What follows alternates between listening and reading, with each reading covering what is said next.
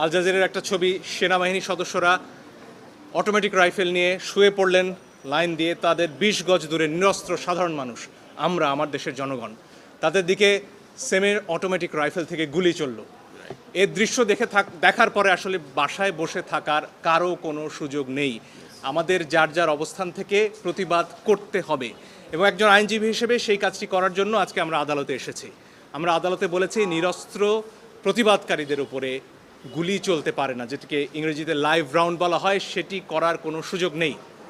আর অনেক ভিডিও আপনারা দেখেছেন, একটি কিশোর 4তলা একটা নির্মাণাধীন ভবন থেকে সে ঝুলে রয়েছে, তার কিচ্ছু করার উপায় নেই, ওই অবস্থায় তার ওপর গুলি চলেছে অনেকবার।